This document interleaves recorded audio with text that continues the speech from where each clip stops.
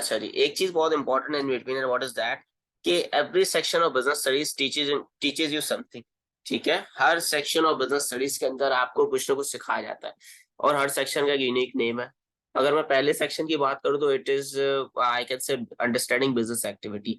तो जब पहला सेक्शन स्टार्ट होता है तो आपको ये बताया जाता है कि बिजनेस की एक्टिविटीज होती क्या है, बिजनेस होता क्या है। सबसे पहले तो ये बताया जाता है क्योंकि because a student who is new in business studies class would need to know कि बिजनेस स्टडीज होता क्या है। सबसे पहले तो पहले बिजनेस की डेफिनेशन आप समझते हैं, चीजें समझते हैं।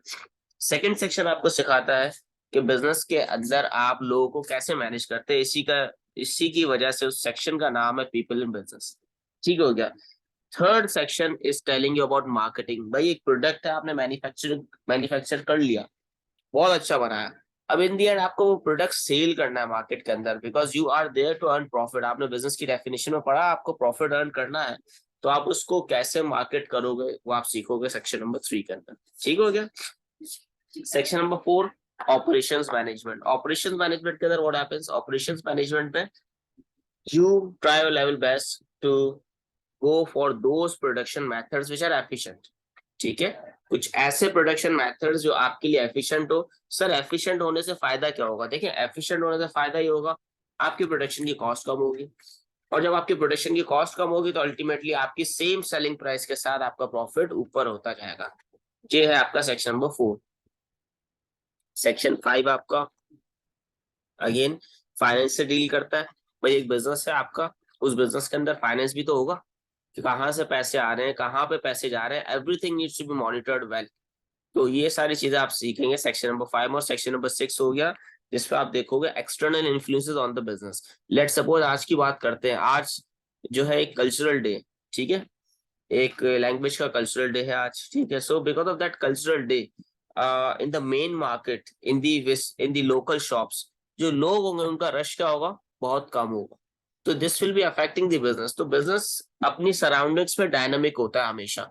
जो बिजनेसेस बहुत इजीली स्टेप्स नहीं ले पाते वो बिजनेसेस आज शट डाउन हो जाते हैं। इसकी बहुत बड़ी एग्जांपल आपके पास ए लिफ्ट है, इसकी बहुत बड़ी एग्जांपल एसडब्ल्यूबीएल, इसकी बहुत बड़ी एग्जांपल आपके पास होता है करीम। So these are some of the examples of those businesses who are not dynamic, who are not able to adjust themselves with the environment. Environment business का dynamic होता है, और यही reason है those who are teaching business studies are not doing business. मुझसे भी बहुत सारे लोग पूछते हैं सर आप बिजनेस पढ़ाते हैं, बिजनेस करते नहीं। उसका रीजन ये है कि teaching is not dynamic. Teaching में हर दिन आपको कोई नई चीज नहीं मिलेगी। The syllabus is fixed, and if you keep on teaching for more than 2 years 3 years आपको सेम चीजें ही मिलेंगी, चेंज नहीं आएगा। एग्जाम्पल्स चेंज मिलेंगे लेकिन चीजें मेजरली सिलेबस वाइज सेम मिलेंगी। लेकिन बिजनेस के अंदर जो टेक्निक आप कल इस्तेमाल करते थे, लेट सपोज आप कहते थे कि भाई कस्टमर के साथ हम डिस्काउंट करेंगे कि बल्क ऑर्डर है, उसी टेक्निक को आज सुपरमार्केट्स ने फ्लॉप कर दिया है। क्यों? Because supermarkets are providing a convenience to the customers, और सारी चीजें एक जगह पर आ गई हैं। तो अब local shops are in danger. जिस बंदे ने भी लोकल शॉप खोल ली है तो उस लोकल शॉप के ऊपर वही बंदा जाएगा जो पिछले 10 50 20 सालों से 30 सालों से लोकल शॉप्स का आदी होगा। ठीक है, एक्सेप्शंस आर ऑलवेज देयर, लेकिन मेजरली वही बंदा जाएगा जो एक जमाने से होता हुआ आ रहा है लोकल शॉप्स के ऊपर। So that is the reason कि लोकल शॉप्स क्या होती है आपकी, ज्यादातर सक्सेसफुल हो जाती हैं। अदरवाइज आजकल के दौर में सुपरमार्केट्स ने बहुत टफ कंपटीशन दिया है। लोकल शॉप सिर्फ और सिर्फ इस वजह से बिकती है बिकॉज दे हैव कन्वीनियंस, और वो आपके घर के करीब होती है, दैट्स इट। लेकिन अगर कोई इंसान सुपरमार्केट के करीब रहता है और वो, तो फिर वो प्रेफर यही करेगा कि वो वहीं से परचेज करे because of the discounts and because of all the things being at the same place. कोई डाउट, कोई प्रॉब्लम, कोई चीज अभी तक मैंने पढ़ाना शुरू नहीं किया एक बिजनेस का ओवरऑल, आपको कोई चीज पूछनी हो, you're more than welcome to ask questions through your microphones और इन दी चैट बॉक्स। ठीक हो गया। मेरे ख्याल से खामोशी इस चीज का इशारा है कि कुछ या तो पूरा ही समझ आ रहा है या तो कुछ समझ नहीं आ रहा। चले, नो इश्यूज एट ऑल। ठीक है श्यामा, थैंक यू बेटा। नो क्वेश्चंस, ठीक है भाई।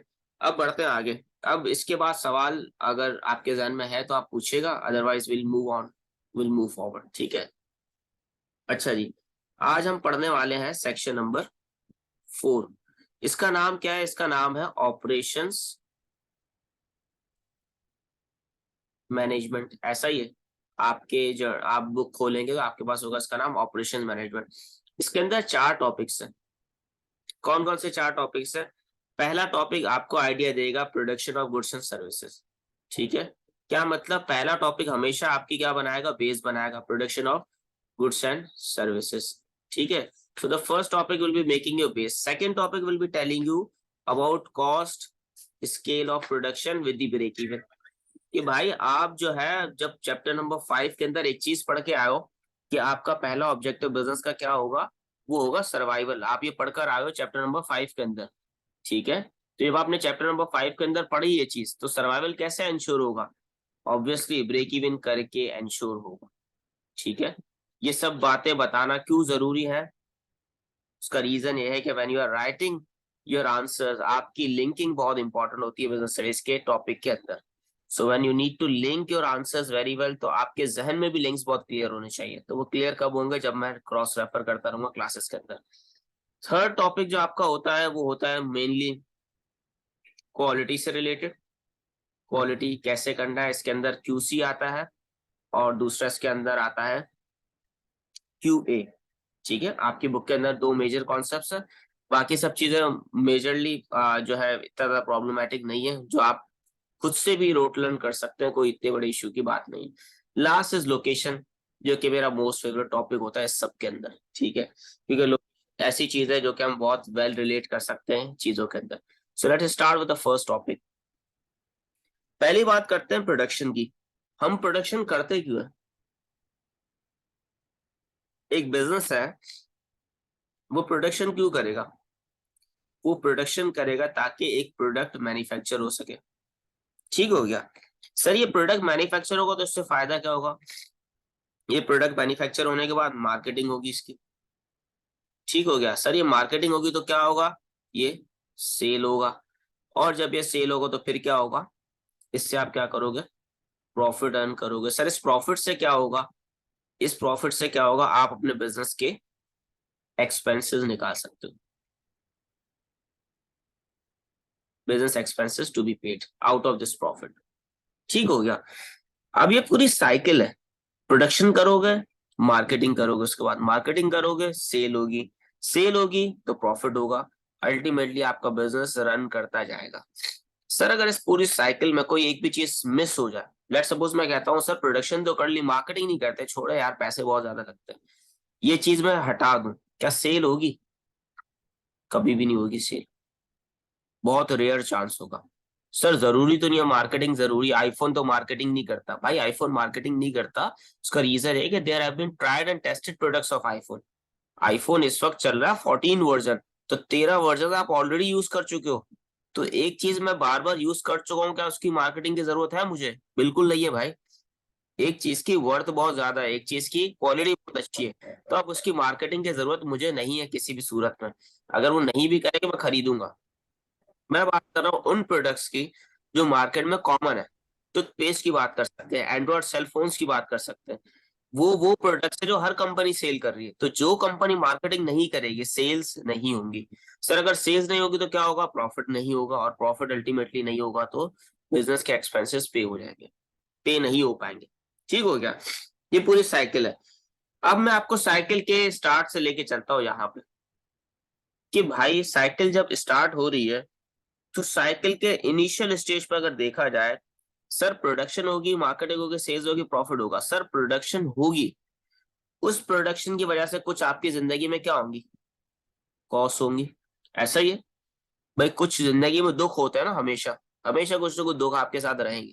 ठीक है, तो ये बिजनेस का दुख है कि कॉस्ट है उसके पास। और बिजनेस कह रहा है यार दुख खत्म तो नहीं हो सकता। अब हर बंदा जो डिप्रेसिंग स्टेट में, एंजाइटी में, स्ट्रेस में, तो वो क्या कहता है? भाई खत्म तो नहीं हो सकता डिप्रेशन, एंजाइटी और स्ट्रेस। मैं एक काम करता हूँ, कुछ एंटरटेनिंग चीज कर लेता हूँ जिंदगी के अंदर, कुछ एडवेंचर कर लेता हूँ, कुछ मूवीज देख लेता हूँ, कुछ गेम्स खेल लेता हूँ, ताकि वो स्ट्रेस कहीं ना कहीं कम हो जाए। बिजनेस के लिए स्ट्रेस क्या है? कॉस्ट है। तो बिजनेस कहता है भाई इस स्ट्रेस को खत्म तो नहीं कर सकते, इसको क्या कर सकते हैं? कम कर सकते हैं। अब सवाल आता है बिजनेस का कि भाई कम कैसे करेंगे इस स्ट्रेस को? Simple as that.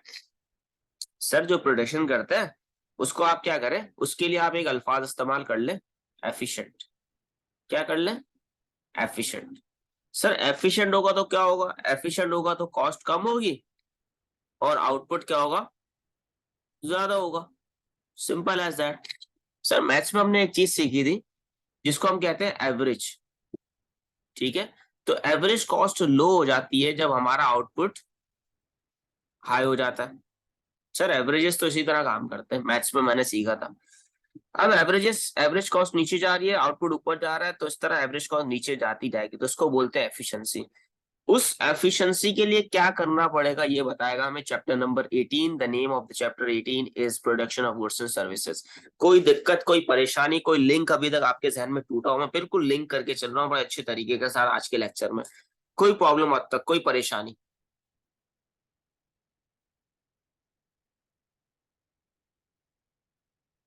No sir. Okay, ठीक है। अच्छा जी, अब तक मेरे ख्याल से बहुत अच्छा लिंक किया है, अब बढ़ते हैं आगे। ठीक है, कार्यक्रम को आगे लेके चलते हैं थोड़ा सा। देखो बिजनेस स्टडीज के अंदर मैं when I was teaching you people, और कुछ को अभी पढ़ा रहा हूँ, जाहिर सी बात है। तो I told you one thing कि बिजनेस में पढ़ना मुश्किल नहीं है यार। आप बुक ले लो एक, आराम से साइड पे बैठ जाओ, सुकून से पूरा सिलेबस एंड कर सकते हो आप आराम से। आपसे बड़ा चीता कोई इस दुनिया में नहीं है।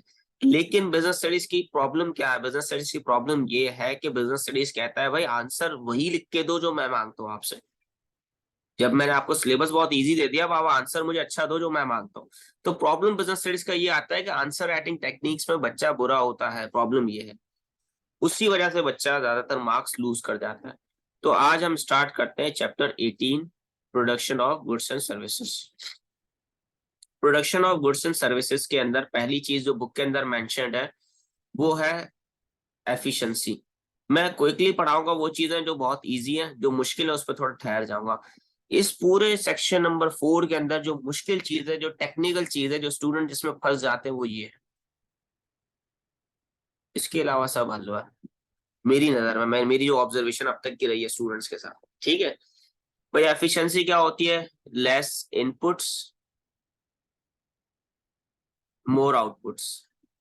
आपके इनपुट्स कम है और आपके आउटपुट्स ज्यादा है। सर इनपुट्स में से कौन कौन सा आ सकता है? या तो आप लेबर हायर कर रहे होगे या आप मशीन्स यूज कर रहे होगे। तो आपकी मशीन्स कम होंगी, लेबर कम होगी, और आपका आउटपुट क्या होगा, ज्यादा होगा। So this is one of the which we can say that this contributes to the efficiency. ये कॉन्सेप्ट है जो बिजनेस की बुक के अंदर बहुत इजीली समझाया हुआ, और इसका एक फॉर्मूला भी गिवन है, जैसे लिखा हुआ है आउटपुट डिवाइडेड बाय इनपुट। ठीक है, तो इनपुट क्या होगा, आपकी number of labours. Let suppose आपने 15,000 यूनिट्स प्रोड्यूस किए, 5 बंदे काम कर रहे थे, तो हर बंदे ने कितने यूनिट्स प्रोड्यूस किए, 3,000 यूनिट्स पर वर्कर। इन शॉर्ट ये भी एक एवरेज है कि एवरेज बंदे ने कितने, हो सकता है भाई एक बंदे ने 3,500 किए, एक बंदे ने 4,000 किए, एक बंदे ने 5,000 किए। It doesn't matter, but efficiency is calculated like this. इसके अलावा एक चीज होती है effectiveness. Efficiency and effective. Effectiveness का वर्ड कब यूज होता है? इफेक्टिवनेस का वर्ड यूज होता है जब व्हेन यू हैव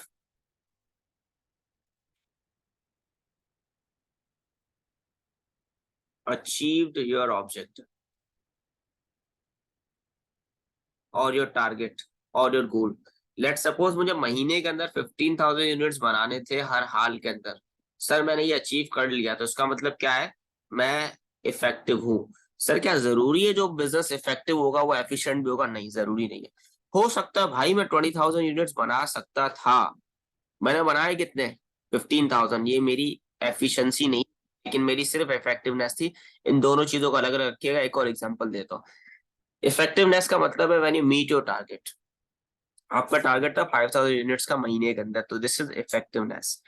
एफिशिएंसी का मतलब है पूरी जान लगा दी आपने, आप 50,000 यूनिट्स प्रोड्यूस कर सकते हो। कुछ टाइम ऐसा आएगा जिसपे आप इफेक्टिव भी होगे और एफिशिएंट भी होगे, लेकिन कुछ टाइम ऐसा आएगा आप सिर्फ इफेक्टिव हो गए, एफिशिएंट नहीं हो गए। ठीक है, तो ये बात ध्यान में रहे, ये छोटे छोटे कॉन्सेप्ट हैं, बहुत इंपॉर्टेंट है, आ जाते हैं। इसके बाद जो इंपॉर्टेंट कॉन्सेप्ट है वो है मेथड्स ऑफ प्रोडक्शन का, कि आपके पास कौन कौन से तरीके हैं मेथड्स ऑफ प्रोडक्शन के। ठीक है, मेथड्स ऑफ प्रोडक्शन के अंदर आपके पास जो इंपॉर्टेंट है इस टॉपिक के अंदर वो ये मेथड्स ऑफ प्रोडक्शन। पहला वाला क्या है इसके अंदर, पहला वाला है जॉब प्रोडक्शन। दूसरा वाला क्या है इसके अंदर, बैच प्रोडक्शन। थर्ड वाला क्या है इसके अंदर, फ्लो प्रोडक्शन। ठीक है। अच्छा, जॉब प्रोडक्शन क्या होता है, सिंगल आइटम। क्या होगा इसमें, हमेशा सिंगल आइटम होगा और ये कस्टमाइज्ड होगा। कस्टमाइज का क्या मतलब है, कस्टमाइज मीन्स कि भाई मुझे एक सूट चाहिए, मैं टेलर के पास गया, मुझे एक सूट चाहिए और उसकी लेंथ XYZ हो, उसके अंदर कॉलर इस तरह का होना चाहिए, ठीक है, उसके अंदर डिजाइन ये होनी चाहिए, उसके अंदर चीजें ये होनी चाहिए। इसको क्या बोलेंगे, जॉब प्रोडक्शन। ठीक है। एक और एग्जांपल देता हूँ जॉब प्रोडक्शन की। मैं HP की कंपनी गया, मैंने कहा भाई मुझे एक टैबलेट चाहिए जिस टैबलेट के अंदर ऑटोमेटिक ऑन ऑफ का फीचर हो। ठीक है, टैबलेट चाहिए ऑटोमेटिक ऑन ऑफ फीचर वाली। पैसा बहुत ज्यादा था मेरे पास, ठीक है ना, तो मैं चला गया HP की कंपनी और मैंने कहा भाई प्रोडक्ट है, उन्होंने कहा बना देंगे, पैसे लगेंगे ये। व्हाट डू यू थिंक, पैसे ज्यादा लगेंगे इस प्रोडक्ट को बनाने में या कम लगेंगे जो मेरी नीड के अकॉर्डिंग होगा? What's your perspective? मेरी मर्जी के हिसाब से एक प्रोडक्ट बनता है, प्रोड्यूस होता है, ज्यादा होंगे कम होंगे?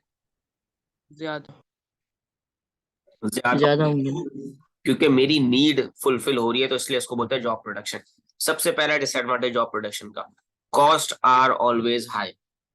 टेलर के पास जाते हैं, चांद रात की रात है, आप आखिरी दिन जा रहे हैं, लेट लतीफ तो है ना जिंदगी से, ठीक है, आखिरी दिन पहुंचे, फुल भरम में आप पहुंचे वहां पे, आपने सूट दिया, आपने बोला इसको मैं पैसे दे रहा हूँ, ये तो बना के देगा, भाई कहाँ जाएगा? ठीक है, ये आपकी सोच थी, रियलिटी तो ऑब्वियस सी बात है अलग ही होगी। आप गए, सूट दिया, आपने पैसे दिए, बोले बनाओ। अब चांद रात वाली रात आपको लगता है वो पैसे कम रखेगा आपसे? एक तो वैसे ही आपकी नीड के हिसाब से बना रहा, फिर ऊपर से चांद रात की रात, वो आप बोलेगा भाई वैसे मैं सूट बना था 1500 का, अब आपसे मैं लूंगा 3000 रुपये। आप बोलेंगे भाई क्या हो गया, डायरेक्टली 100% बढ़ा दिया आपने, रेट ऊपर कर दिया। बोला नहीं भाई, बनवाना है ठीक है, वरना खुदा हाफिज। क्या करोगे उस सिचुएशन में? ईद पे सूट तो पहनना है हर हाल में, 3000 रुपये भी दोगे उसको।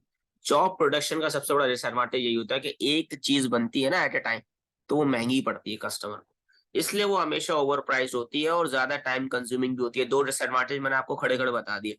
टेलर के पास जाते हो, उसको बोलते हो मेरे हिसाब से सूट बना दो इस तरीके से, टेलर कहता है जितनी ज्यादा कस्टमाइजेशन होगी उतना ज्यादा टाइम लगेगा आपको, टेलर को, तो वो आपको एक दिन की जगह 2 दिन देता, 3 दिन, एक हफ्ता।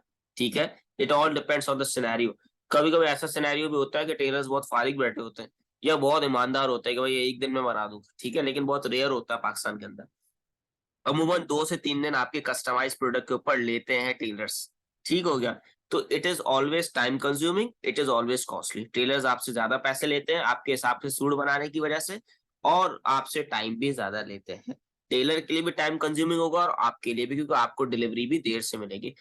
आप क्या समझते हैं कस्टमर सेटिस्फेक्शन रेट कैसा होगा अगर टाइम कंज्यूमिंग हुआ बहुत ज्यादा तो? क्या कस्टमर ज्यादा सेटिस्फाइड होगा मार्केट के अंदर अगर? नहीं। नहीं, क्यों? उसका रीजन ये है कि भाई प्रॉब्लम इज दैट कि आपको सूट चाहिए जल्दी रेडी होके, तो कस्टमर की सेटिस्फेक्शन भी क्या होगी, लो होगी। सर इसका एडवांटेज बता दें। इसका बहुत इजी एडवांटेज है। एडवांटेज क्या है बहुत इजी सा, इजी एडवांटेज इसका ये है कि आपको प्रोडक्ट रेडीली अवेलेबल मिलेगा, कस्टमाइज प्रोडक्ट होगा, टेलर मेड होगा, आपके हिसाब से बना होगा, सबसे बड़ा एडवांटेज है। दूसरी चीज, कस्टमर हो सकता है आपके प्रोडक्ट को इतना पसंद करे कि रिपीटेड ऑर्डर्स है आपके पास, बोले यार बहुत टाइट सूट बनाया था उन्होंने और मतलब चीता कर दिया था बिल्कुल सूट को, उन्होंने ऐसा बनाया था, तो मैं इनके पास ही आऊंगा लाजमी दोबारा घूम के। ठीक है, अब बढ़ते हैं बैच प्रोडक्शन की तरफ। बैच प्रोडक्शन, भाई ब्रेड तो खाते हैं ना, कोई गरीब तो नहीं है मेरी क्लास के अंदर, ठीक है, ऐसा तो नहीं है कोई कोई गरीब होता है ना भाई मेरी क्लासेस के अंदर, हर तबके से मैं हर तबके को इम्पोर्टेंस देता हूँ और पढ़ाता हूँ, ठीक है, और अल्हम्दुलिल्लाह सब लोग ब्रेड अफोर्ड कर सकते हैं और खाते भी होंगे, ठीक है। तो भाई ब्रेड जो खाता है उसको मैं ये सलाह देना चाहता हूँ कि बैच प्रोडक्शन के अंदर ब्रेड बनती है, अगर किसी ने बहुत वेलेपन के साथ ऑब्जर्व किया हो, जो कि मैंने तो किया ऑब्वियस सी बात है, ठीक है ना, बहुत फरागत के साथ ऑब्जर्व किया तो ब्रेड किस तरह बनती है, बैचेस में बनती है। किस तरह, ये आपका ट्रे है, ठीक है, ये आपने ट्रे रखा, अब इसके अंदर आपने एक पीस यहाँ रखा, एक यहाँ रखा, एक यहाँ रखा और एक यहाँ। अब ये पूरा ट्रे जब तक फिल नहीं होगा ना, ये पूरा ट्रे जाता है अंदर किसमें, अवन में। उस अवन में ये ट्रे बनता है, उस ट्रे को बनने के बाद अब क्या होता है, ब्रेड्स आपकी रेडी हो जाती हैं। बैच प्रोडक्शन का प्रॉब्लम क्या होता है, अगर एक ब्रेड आपकी जल गई तो दूसरी ब्रेड भी जली हुई होगी, ऑब्वियस सी बात है, क्योंकि बैच प्रोडक्शन में सभी एक साथ बन रहे थे ना, ठीक है। तो प्रॉब्लम ये होता है कि बैच प्रोडक्शन के अंदर एक प्रोडक्ट में प्रॉब्लम हो जाए तो क्या होता है, सारे प्रोडक्ट्स में प्रॉब्लम रहता है इन दी एंड, ठीक है। तो because of having a problem in all the products, what happens, आप क्या करते हो, आपके लिए ये कॉस्टली पड़ जाता है। तो बैच प्रोडक्शन का सबसे बड़ा disadvantage, if there is a problem in one product there will be problem in another product, ठीक है। तो ये डिसएडवांटेज बन जाता है। एडवांटेज क्या होता है, एफिशिएंट होता है in comparison to job production, जहां आप सिर्फ एक प्रोडक्ट बना रहे थे तो लग रहा था, ठीक हो गया। नेक्स्ट चलते हैं फ्लोर प्रोडक्शन। फ्लोर प्रोडक्शन का मतलब है कंटिन्यूअस प्रोडक्शन। कंटिन्यूअस प्रोडक्शन कैसे होती है, मशीन्स के थ्रू।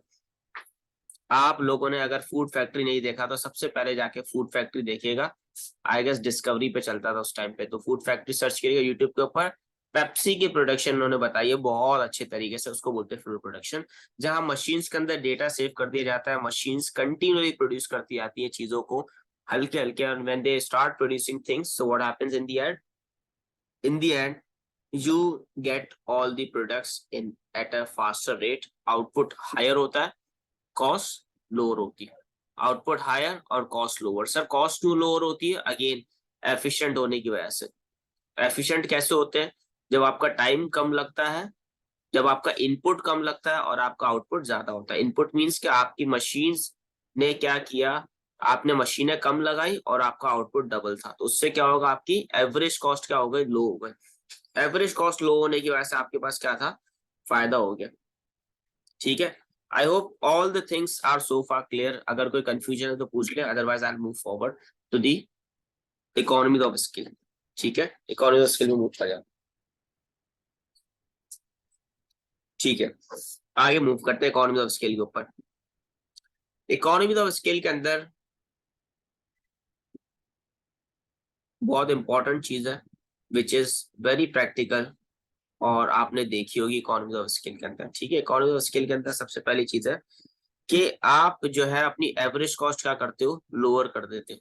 कैसे करते हो लोअर, मैं आपको इसकी एग्जांपल देता हूँ। जब आप चीजें बल्क में लेते हो तो आपकी एवरेज कॉस्ट क्या होती है, वो लो हो जाती है। वो तरीके जो आपकी एवरेज कॉस्ट को लो कर दे उनको बोलते हैं economy of scale.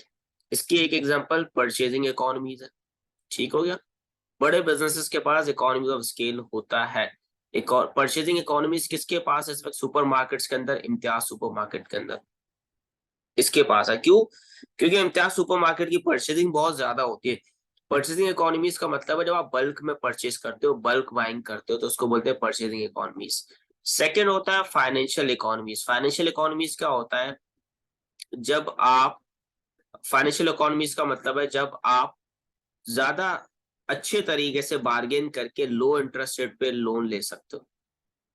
Interest rates क्या होंगे, लोअर होंगे और आपको लोन इजीली। एक बड़ा बिजनेस अगर आज इम्तियाज सुपरमार्केट किसी भी बैंक को अप्रोच करे तो सारी बैंक्स क्या होंगी, इजीली तैयार होंगे लोन देने, क्योंकि सिक्योर बिजनेस है, अच्छा बिजनेस है, चलता बिजनेस है, बंद नहीं होगा इसकी गारंटी, ठीक है। जिस तरह के हालात है अभी इस वक्त। फिर इसके बाद एक आता है मार्केटिंग इकोनॉमीज। आपने देखा होगा अक्सर डिंग डोंग की वैन्स घूम रही होती है मार्केट के अंदर, वो कौन अफोर्ड कर सकता है मार्केटिंग इकोनॉमीज, वो सिर्फ बड़े बिजनेस ही अफोर्ड कर सकते हैं, ठीक है। वैन्स के ऊपर अपने इश्तारात डिफरेंट बिजनेस ब्रांडिंग की होती है, और वो वैन्स कौन अफोर्ड कर सकता है, बड़े बिजनेस अफोर्ड कर सकते हैं। वो फ्री ऑफ कॉस्ट भी, कभी कभी खाली वैन्स भी घूम रही होती है एरियाज के अंदर, क्यों, ताकि लोग ज्यादा देखेंगे तो मार्केटिंग होगी, मार्केटिंग होगी तो again in the end product sale होगा, बिल्कुल क्लियर चीज है। Fourth one is technical economies. Technical economies का मतलब है कुछ मैनेजर्स होते हैं टेक्निकल जो आप हायर कर सकते, सॉरी कुछ इक्विपमेंट्स होते हैं, मशीन्स होती हैं जो आप परचेज कर सकते हो, जो आप यूटिलाइज कर सकते हो, यूज कर सकते हो, उसको आप बोलते हैं टेक्निकल इकोनॉमीज। वो सिर्फ बड़े बिजनेस कर सकते हैं, छोटे बिजनेस नहीं। तो in short economy of scale सिर्फ बड़ा बिजनेस ही अफोर्ड कर सकता है, छोटे बिजनेस के पास ये ऑप्शन नहीं होता। Fifth is last thing which is managerial economies. एक छोटा बिजनेस जो है वो क्या करता है, बड़े मैनेजर्स नहीं रख सकता इन कंपैरिजन टू एक बड़ा बिजनेस। अच्छे मैनेजर्स रखूंगा, अच्छी तरह मैनेज होंगी चीजें, अच्छी तरह मैनेज होने के बाद चीजों मुझे आउटपुट बेहतर मिलेगा। ठीक है, आई होप यहाँ तक कोई सवाल नहीं है, तो फिर मैं आगे बढ़ता हूँ। डिस इकोनॉमी ऑफ स्केल, फिर ये चैप्टर एंड हो जाएगा, फिर हम नेक्स्ट चैप्टर पर मूव कर जाएंगे। डिस इकोनॉमी ऑफ स्केल के अंदर दो चीजें होती है। डिस इकोनॉमी ऑफ स्केल का मतलब है वो चीजें जो आपकी जो है एवरेज कॉस्ट पर यूनिट को क्या कर दे, कम कर दे। इसकी सबसे बड़ी एक और मिसाल होती है पुअर मोरल। स्टाफ बोल रहा है कि भाई मुझसे तो जो ओनर है वो सलाम भी नहीं करता, मिलता भी नहीं है, डिमोटिवेट हो जाता है स्टाफ। तो ये क्या होता है, इसकी वजह से आपकी एवरेज कॉस्ट हायर क्यों हो जाती है। उसका रीजन है स्टाफ प्रोड्यूस नहीं करेगा। जब स्टाफ कम प्रोड्यूस करेगा, अगेन एफिशिएंसी लो हो जाएगी, और एफिशिएंसी लो होने की वजह से आपकी जो एवरेज कॉस्ट है वो बढ़ जाएगी। ठीक है। Second is communication barrier. आपने इतना बड़ा बिजनेस कर दिया कि भाई अब आपका एक एक ब्रांच आपकी है पाकिस्तान के अंदर, दूसरी ब्रांच आपने अफगानिस्तान में खोल ली अपनी, इतना फैला हुआ बिजनेस था। अब ओनर को क्या पता है कौन सी खबर कहाँ देनी है, तो कम्युनिकेशन बैरियर की वजह से इंस्ट्रक्शंस टाइमली नहीं पहुंच पाती, और इंस्ट्रक्शंस टाइमली नहीं भेजने की वजह से क्या होता है, अल्टीमेटली रॉन्ग डिसीजंस लिए जाते हैं इन दी एंड। ठीक है, तो ये दो मेजरली रीजंस है। आप इनमें से बहुत सारे और निकाल सकते हैं, जैसे लेट सपोज हम ये भी कह सकते हैं कि भाई आपका जो बिजनेस है लेट सपोज वो बहुत ही वास्ट है, आप चेक एंड बैलेंस नहीं रख सकते, ये भी डिसइकोनॉमी स्किल होगा। हो सकता है सुपरवाइजर अपने एम्प्लॉय के साथ मिलके फ्रॉड कर रहा हो आपके साथ, अकाउंटेंट आपके साथ फ्रॉड कर रहा हो, यकीन नहीं, ये डिसइकोनॉमी ऑफ स्किल होगा। अकाउंटेंट शायद मैनिपुलेट कर रहा हो डेटा, वो आपके आपको प्रॉफिट ज्यादा दिखा रहा हो पेपर पेन के ऊपर अकाउंट्स के अंदर, लेकिन अल्टीमेटली प्रॉफिट इतना ज्यादा ना हो। ठीक है, तो इस तरह की बहुत सारी चीजें आप डिसइकोनॉमी ऑफ स्किल में डाल सकते हैं। This marks the end of chapter number 18। Most important chapter, chapter number 19, which is break even analysis. इसके बाद ये शुरू करेंगे ब्रेक इवन एनालिसिस। तो maybe Zoom has a limit of 40 minutes, तो meeting will end within 1 minute 30 seconds. ठीक है, तो जैसे ही मीटिंग एंड होगी विल रीजॉइन अगेन, और अगेन कंटिन्यू करेंगे चैप्टर नंबर 19 के साथ, which is break even analysis. Break even के अंदर अभी से मैं कुछ चीजें समझा दूं आपको कि इंपॉर्टेंट चीजें क्या है। सबसे पहले तो कॉस्ट होती है बहुत ज्यादा इंपॉर्टेंट। फिक्स्ड कॉस्ट क्या होती है, वेरिएबल कॉस्ट क्या होती है, टोटल रेवेन्यू क्या होता है, एंड टोटल कॉस्ट क्या होती है। तो will continue with this after the end of meeting, will rejoin again. Margin of safety क्या होता है,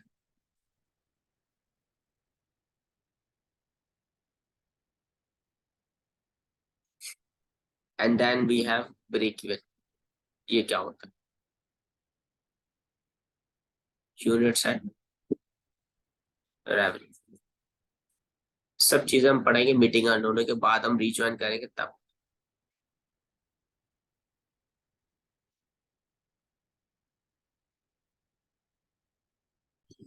अच्छा जी, will be starting with this thing which is the break even chapter. ठीक है, सो ब्रेक इवन चैप्टर के अंदर what will be doing, we'll be discussing some of the factors before we start with the break even chapter। हमें कुछ चीजें समझना जरूरी है। फिक्स्ड कॉस्ट क्या होती है। Fixed cost means anything that does not change with the level of output, anything that does not change with the level of output। क्या मतलब, वो चीजें जो आपके आउटपुट के बढ़ने के साथ चेंज नहीं होती। इसकी एग्जांपल क्या होगी सर, इसकी एग्जांपल होगी रेंट। रेंट बहुत बड़ा फैक्टर है जिसका आउटपुट से कोई लेना देना नहीं है। आप कुछ प्रोड्यूस करें तब भी रेंट देना पड़ेगा, नहीं करें तब भी रेंट देना पड़ेगा। ठीक है। वेरिएबल कॉस्ट वो कॉस्ट जो आपकी कॉस्ट बढ़ती जाती है with the increase in output. किससे, with the increase in production. Production बोले आउटपुट बोले सेम बात है।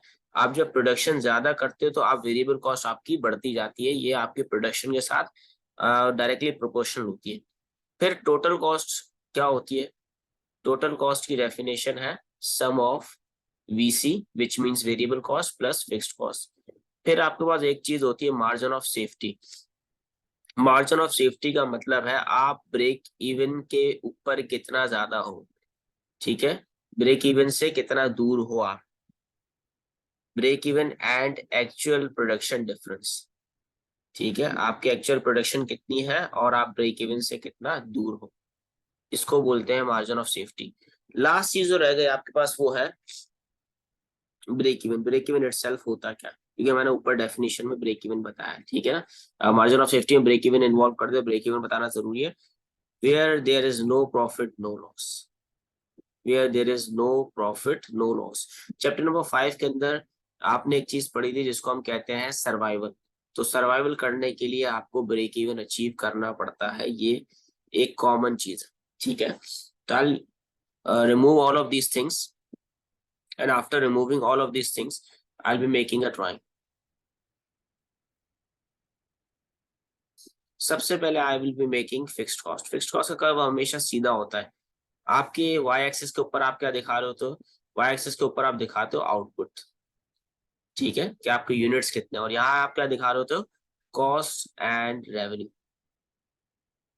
डॉलर्स में, ठीक है। फिक्स्ड कॉस्ट का कर्व हमेशा सीधा रहेगा। Let's suppose your fixed cost is at $3000, ठीक हो गया। यहां से आपका एक कर्व जाता है जिसको मैं कहता हूं टोटल रेवेन्यू कर्व, ठीक है। एक कर्व आपका यहाँ से उठता है जिसको मैं बोलता हूँ टोटल कॉस्ट। सर अब कोई पूछे कि वेरिएबल कॉस्ट कितनी है मुझसे, तो टोटल कॉस्ट और फिक्स कॉस्ट का डिफरेंस क्या होगा, वेरिएबल कॉस्ट वीसी, ठीक है। Where TC is equal to TR, total revenue is equal to total cost, it is termed as break even point, ठीक है। ये डॉट इसको हम बोलेंगे ब्रेक इवन। क्या कहेंगे इसको कहेंगे ब्रेक इवन। इसके अगर मैं लेफ्ट पे आ जाता हूँ तो यहाँ पे आएगा ब्रेक इवन इन डॉलर्स, ठीक है, इन डॉलर्स। और नीचे अगर मैं आ जाऊँ तो ये क्या होगा, break even in units. Exam में दोनों चीजें पूछ लेता है कभी कभी, तो लेट सपोज यूनिट्स में कर देता हूँ 2000 और यहाँ कर देता हूँ 8000, ठीक है। जब तक हम यहाँ पे प्रोड्यूस कर रहे हैं ये क्या कहलाएगा, ये ब्रेक इवन कहलाएगा। लेट सपोज मैं प्रोड्यूस करता हूँ यहाँ पे इस लाइन के ऊपर, अगर मैं इससे यहाँ यू लेफ्ट चला जाऊं तो ये पहुंच गया मैं 10,000 पे, ठीक है। और मैं नीचे आ जाता हूँ तो मैं यहाँ पे हूँ 4000 यूनिट्स पे। तो अब कोई पूछता है कि मार्जिन ऑफ सेफ्टी बताओ मुझे एमओएस किस टर्म्स में, एक्चुअल टर्म्स में। तो मैं क्या करता हूँ, अपनी एक्चुअल प्रोडक्शन को किससे कंपेयर करता हूँ, ब्रेक इवन प्रोडक्शन से। 4000 मैं करंटली प्रोड्यूस कर रहा हूँ और 2000 क्या है, मेरी ब्रेक इवन है। तो margin of safety in units कितनी है, 2000। ये इन यूनिट्स पूछ रहा है, ठीक है। Sir margin of safety in dollars पूछे तो आपकी break even dollars minus, sorry आप क्या करोगे, उल्टा उल्टा नहीं करोगे क्योंकि वरना माइनस में आएगा आंसर, आपका माइनस में आंसर नहीं आना चाहिए। एक्चुअल प्रोडक्शन इन डॉलर्स, ठीक है, minus break even production in dollars, in dollars. आप एक्चुअल में कितने का प्रोड्यूस करो, 10,000 का, जो मैंने फिगर लिए यहां से, ठीक हो गया। और आप ब्रेक इवन कितने में कर रहे थे, 8,000 में। तो आपका break margin of safety in dollars कितना हो जाएगा, 2000। इसके फिक्स फॉर्मूलाज होते हैं, आप चाहे तो फॉर्मूला से कर लें, अदरवाइज एक्सप्लेनेशन में आपको दे दिए। सिंपल लॉजिक ये लगती है इस चैप्टर के अंदर, और कुछ इंपॉर्टेंट नहीं है सिवाय ब्रेक इवन के। ब्रेक इवन के अंदर कुछ अजम्पशन है, मैं आपको वर्बली बता दूं। वो अजम्पशन ये, जो यूनिट्स आप बनाते हो वो आप सेल कर देते हो, सबसे पहली अजम्पशन, जो कि सच नहीं होता। कभी कभार आपकी चीजें प्रोड्यूस होती है लेकिन सेल नहीं होती, ठीक हो गया। दूसरी अजम्पशन क्या होती है कि there is only fixed and variable cost, ठीक है, but there are some cost जो कि एक लेवल तक फिक्स रहती है। इलेक्ट्रिसिटी का बिल है आपकी, उसके अंदर एक चीज आती है जिसको हम कहते हैं लाइन रेंट। वो लाइन रेंट क्या होता है, फिक्स होता है। आप कुछ भी इस्तेमाल नहीं करोगे तब भी आपके घर पे बिल आता है, उसको आप कहते हैं फिक्स्ड। लेकिन जैसे ही आप इस्तेमाल करना शुरू कर देते हो आपका जो बिल है वो क्या करना करना शुरू होता है, वेरिएबल होना शुरू होता है। तो एक चीज इसके अंदर फिक्स चीज भी है, वेरिएबल भी है। इस कॉस्ट को क्या कहेंगे, ऐसी कॉस्ट को ब्रेक इवन कैटेगराइज करता ही नहीं है। वो या तो उसको वेरिएबल में डाल देगा टोटली, जो कि होता है हमारे यहाँ ब्रेक इवन के अंदर। फिक्स में तो डाल ही नहीं सकते क्योंकि ये फिक्स नहीं रहती अनटिल अनलेस आप कुछ प्रोड्यूस नहीं कर रहे। तो इलेक्ट्रिसिटी हमेशा वेरिएबल में आती है, विच इज नॉट ट्रू। एक पोर्शन वेरिएबल है और एक पोर्शन फिक्स्ड है, ठीक है। तो इस तरह के अजम्पशन है बहुत सारी। ब्रेक इवन का फायदा क्या होता है, बिजनेस को एटलीस्ट अंदाजा हो जाता है कि भाई सर्वाइवल कहाँ अचीव हो रहा है। चैप्टर 5 में हमने पढ़ा था कि सर्वाइवल पहला ऑब्जेक्टिव होता है किसी भी न्यू बिजनेस का। तो सर्वाइवल का आइडिया हो जाता है बिजनेस को, जैसे ही सर्वाइवल का आइडिया होगा बिजनेस को, बिजनेस क्या करेगा, बिजनेस जो है सबसे पहले उतने यूनिट्स अचीव करना शुरू कर देगा। सर ब्रेक इवन का फॉर्मूला क्या होता है? ब्रेक इवन का फॉर्मूला इन यूनिट्स का होता है, आप यहाँ लिखोगे fixed cost by CM per unit. Okay, fixed cost divide by CM per unit. CM कैसे निकलता है? Selling price minus variable cost. ये दोनों पर यूनिट में कैलकुलेट करोगे, selling price per unit minus variable cost per unit, you will get CM per unit. Sir ये CM क्या होता है? ये होता है contribution margin per unit. Contribution margin का मतलब है आप जब पर यूनिट प्रोड्यूस करते हो, पर यूनिट सेल करते हो, उसमें से कितना अमाउंट आपको कंट्रीब्यूट कर रहा है फिक्स्ड कॉस्ट को कवर करने के लिए। दोबारा रिपीट करता हूँ, आपकी टोटल जो आप फिक्स्ड कॉस्ट, आपका जो प्रोडक्ट सेलिंग प्राइस है एक यूनिट की, उसमें से कितना अमाउंट आप कंट्रीब्यूट करते हो फिक्स कॉस्ट को प्रोड्यूस करने के लिए, फिक्स कॉस्ट को कवर करने के लिए। ठीक हो गया? तो ये चीजें हैं आपके लिए बहुत इंपॉर्टेंट। तो इस चैप्टर के अंदर मेनली ये, बाकी थ्योरेटिकल चीजें you can go on your own, but this was something which was very important, so that's why we have done this. Next chapter पे चलते हैं जिसके अंदर है क्वालिटी। क्वालिटी के अंदर दो कॉन्सेप्ट्स हैं जो मुश्किल है, मैं वो दो करवा दूंगा। कौन कौन से? क्वालिटी कंट्रोल और क्वालिटी अश्योरेंस। इसके अलावा बाकी चीजें सिमिलर है, इजी है। कंट्रोल हमेशा एंड में होगा। कहाँ होगा? ये हमेशा एंड में होगा। सारी प्रोडक्शन हो गई, अब आप क्वालिटी को चेक कर रहे हो, इसको क्या होता है? इसको बोलते हैं क्वालिटी कंट्रोल। ठीक हो गया? सर इसका सबसे बड़ा डिसएडवांटेज क्या होता है? पूरा प्रोडक्ट दोबारा से बनाना पड़ेगा, सही करना पड़ेगा, उसमें बहुत ज्यादा टाइम लगता है। तो ये इसका सबसे बड़ा डिसएडवांटेज बन जाता है। इसके कंपैरिजन में एश्योरेंस का मतलब है स्टेप बाय स्टेप। क्या मतलब? After every step of production आप क्वालिटी को वेरीफाई करते रहते हो। सर अच्छा कौन सा है दोनों में से? अच्छा ये। लेकिन अगर बंदे नए रख दिया आपने, बंदों को ज्यादा आइडिया नहीं है क्वालिटी का, टेक्निकल बंदे नहीं है, तो वो हो सकता है कि ये जो आपका पूरा स्टेप है ना ये बेकार हो जाए, और एग्जाम में इस तरह की अजम्पशन आ सकती है, वो किसी बंदे को इन्वॉल्व कर दे जो कहे कि भाई वो क्वालिटी एश्योरेंस इफेक्टिवली हुई नहीं, और क्वालिटी कंट्रोल जब किया गया तो तब पता चल रहा है कि ये मसले हैं आपके पास। तो एग्जामिनर कोई भी केस स्टडी आपके लिए, तो be prepared for that and there is no problem in this. ठीक है? तो डायनामिक पेपर होता है बिजनेस का, कुछ भी किसी भी सिनेरियो में किसी भी तरीके से पूछ सकता है, कंटेंट फिक्स रहेगा हमेशा, जो सिलेबस है वो फिक्स रहेगा। ठीक हो गया? इसमें क्या प्रॉब्लम है? इसमें क्या अच्छाई? अच्छाई ये है कि भाई आप प्रॉब्लम को पहले आइडेंटिफाई कर लोगे, उसको रेक्टिफाई भी कर लोगे, इससे आपका टाइम भी बचेगा, और आप जो है इजीली बहुत सारे फॉल्टी प्रोडक्ट्स मार्केट में देने से पहले बच जाते हो। ठीक है? बजाय इसके कि फॉल्टी प्रोडक्ट एंड में चला जाए फिनिश गुड्स में और कस्टमर तक पहुंचे, आप उसको पहले ही स्टेज पे ट्रेस कर लेते हो, which is very good for the business. इसके अंदर क्या होता है? Before the product reaches the customer again faulty products trace हो जाते हैं। दोनों का एक कॉमन एडवांटेज ये वाला भी हो सकता है। ठीक है? इस चैप्टर के अंदर सबसे इंपॉर्टेंट चीज ये, इसके अलावा कोई ज्यादा चीज इंपॉर्टेंट नहीं, एडवांटेज डिसएडवांटेज है, चीजें आप पढ़ लीजिएगा। लास्ट चैप्टर लोकेशन का, जो कि again very important. Location of a business, it all depends whether you are a manufacturer, whether you are a retailer, whether you are a service provider. ठीक है? आप है कौन, ये इंपॉर्टेंट रहता है सबसे ज्यादा। मैन्युफैक्चरर के लिए सबसे ज्यादा इंपॉर्टेंट क्या है? रॉ मटेरियल्स करीब होने चाहिए, उसके लिए मेन इंपॉर्टेंट चीज क्या है? रिटेलर के लिए क्या इंपॉर्टेंट है? भाई मार्केट करीब होनी चाहिए, कस्टमर्स को एक्सेस हो। ठीक है? कस्टमर्स को एक्सेस की एग्जांपल अगर आप मुझसे लें तो मैं आपको बताऊंगा लकी वन की एग्जांपल। लकी वन के अंदर आपको कार पार्किंग भी मिलेगी, आपको एस्केलेटर, जो आपको पूरी फैसिलिटी दी जाएगी जिससे आप प्रोडक्शन, जिससे आप ज्यादा से ज्यादा परचेजिंग करें। ठीक है? सर्विस प्रोवाइडर के अंदर मैं आपको बता सकता हूँ, जैसे लेट सपोज हेयर ड्रेसर्स है, ये कोशिश करते हैं इजीली एक्सेसिबल एरियाज में। ठीक है? जहां पे कस्टमर रिपीटेडली उनके पास आ सके, ऐसा ना हो कस्टमर को बहुत मुश्किल हो रही है। मैं अगर बात करूं सदर मार्केट की, सदर के अंदर जितनी मार्केट्स है, इवन बहुत बड़े बड़े रिटेलर्स हैं, बहुत सारे लोग हम में से अवॉइड करते हैं वहां जाना। क्यों? Because the reason is that, because that market is very busy market, crowded होती है बहुत ज्यादा और कंजेस्टेड होती है काफी हद तक, लोगों का वहां पहुंचना अज़ाब जान होता है। और पहुंचने के बाद सबसे पहली चीज जो एक कस्टमर सोचता है वो होती है parking. But again exceptions are always there कि आप किस मार्केट में जा रहे हैं, बहुत सारे मार्केट्स में पार्किंग प्रोवाइड की जाती है। ठीक है? तो then it is easy, otherwise majority of markets के अंदर पार्किंग का इशू होता है और अगेन पहुंचते पहुंचते आपको रात हो जाती है, इतना ज्यादा ट्रैफिक होता है। ये तो मैंने एग्जैजरेट करके बताया, लेकिन स्टिल टाइम ज्यादा लगता है। This marks the end of section 4 and all of the things have been done for you people, ठीक है। and the last thing which is very much important is exam techniques for business study। Exam techniques के अंदर मैं एक बार बताऊं, जब आप definition लिखते हो तो डेफिनेशन के अंदर आप क्या करोगे, हमेशा या तो एक एग्जांपल दोगे अगर पॉसिबल, या एक फॉर्मूला दोगे अगर पॉसिबल, या एक डायग्राम बनाओगे इफ पॉसिबल। लेट सपोज अगर सवाल आता है किसका, एमएस लिख देता हूँ मार्केट शेयर का, तो मार्केट शेयर के सवाल में आप क्या करोगे, ना एग्जांपल दोगे ना डायग्राम दोगे, फॉर्मूला दोगे।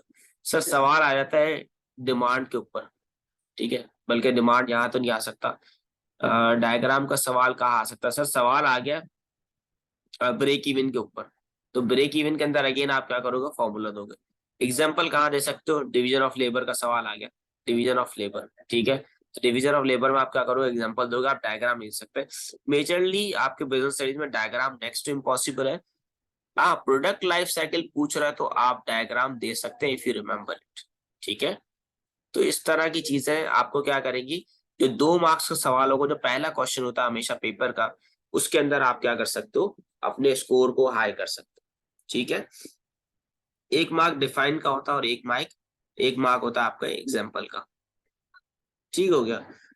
फिर आपकी आती है स्किल एनालिसिस की। एनालिसिस के अंदर क्या करते हैं कि आप चेन ऑफ आर्ग्यूमेंट्स देते हो, क्या देते हो आप देते हो चेन ऑफ आर्ग्यूमेंट्स। ये क्या होता है सर, चेन ऑफ आर्ग्यूमेंट्स होती है एक चीज जिसमें आप चीजों को लिंक करते हो। Let suppose increase in petrol prices, ठीक है, इस पेट्रोल प्राइसेस की वजह से क्या होगा, जो है लोग पावर्टी बढ़ेगी, क्यों, क्योंकि चीजें महंगी होंगी, ठीक है, प्रोडक्ट्स क्या होंगे, महंगे होंगे, उसकी वजह से क्या होगा,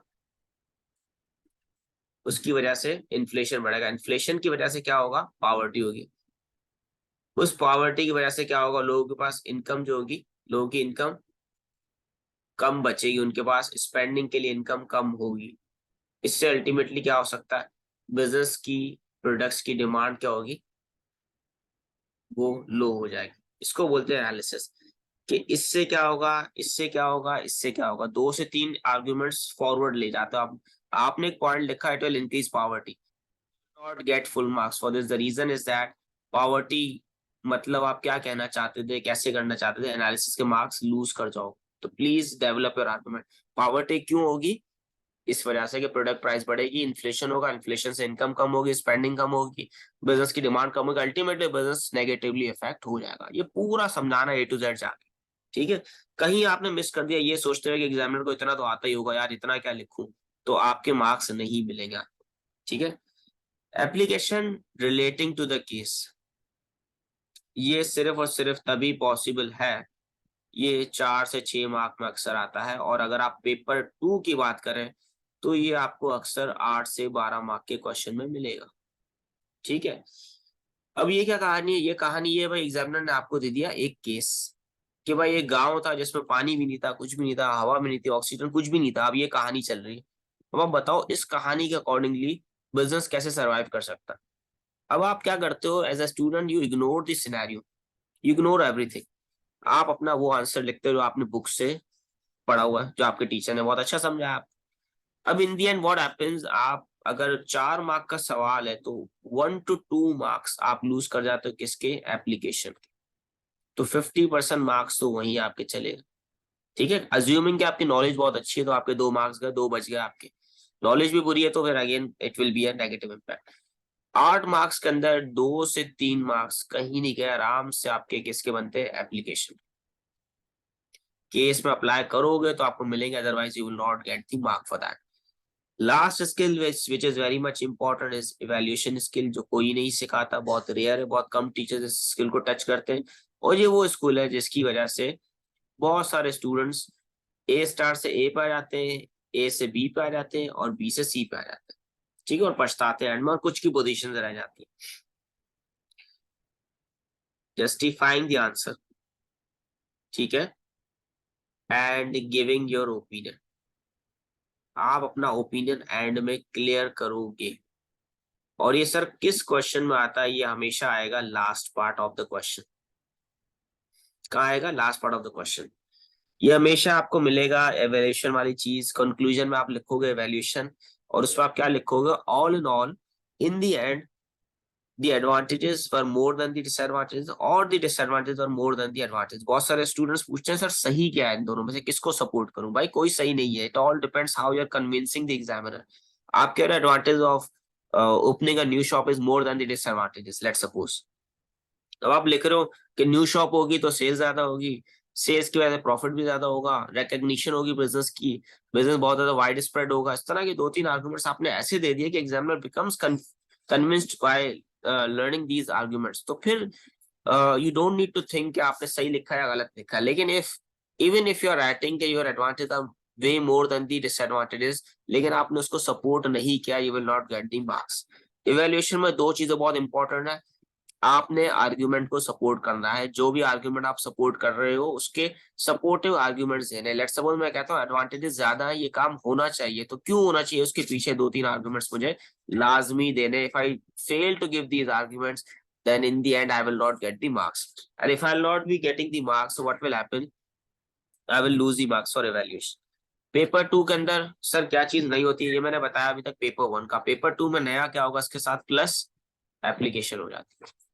वहां ज्यादा अच्छी एप्लीकेशन चाहिए आपको। पेपर 2 का पूरा गेम बदल सकता है एप्लीकेशन से। सारी स्किल सेम होती है, एक एप्लीकेशन की स्किल है। सर एप्लीकेशन की स्किल कैसे बेहतर करें, एप्लीकेशन की स्किल सिर्फ और सिर्फ इस तरह बेहतर हो सकती है कि आप बहुत ज्यादा प्रैक्टिस करें, नॉलेज पे अच्छी ग्रिप होगी।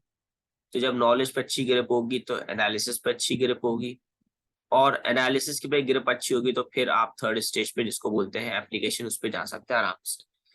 ये सब चीजों का सम अप अगर मैं आपको कहूँ तो do pass papers as much as you can. Business studies का पेपर पढ़ने में बहुत आसान है, इतना हलवा है कि बहुत सारे साइंसेस के स्टूडेंट्स भी ले लेते हैं ये सोचते हुए कि यार इजी है यार, इतना मुश्किल थोड़ी है। In the end they lose the marks. फिर वो क्या जस्टिफिकेशन देते हैं कि यार मैं तो हूँ ही साइंसेस का, मैं तो हूँ ही साइंसेस की, तो बिजनेस अलग चीज थी, मैंने ले लिया, चलो एटलीस्ट ये ग्रेड तो आ गया। तो ये जस्टिफिकेशन, हालांकि ये नहीं है। If you work hard in the right direction you will get the results. तो आई होप ये सेशन आपको पसंद आया होगा, सेक्शन नंबर 4 का। If you have any queries, any problems, you can contact me on my email or you can comment below। Channel को subscribe नहीं किया और लगता है वीडियो अच्छी थी, काम की वीडियोस आती है मेरे चैनल पे, अगर आपको लगता है ऐसा तो do subscribe the channel, share this video with your friends, with your relatives जो O-Levels कर रहे हैं। और जो है if you haven't liked my Facebook page, you can like it, Fahad Ali के नाम से the Facebook page is there। Which video should be there for the next topic, you can also give me suggestions for that। ठीक है, so stay tuned। Allah Hafiz everyone।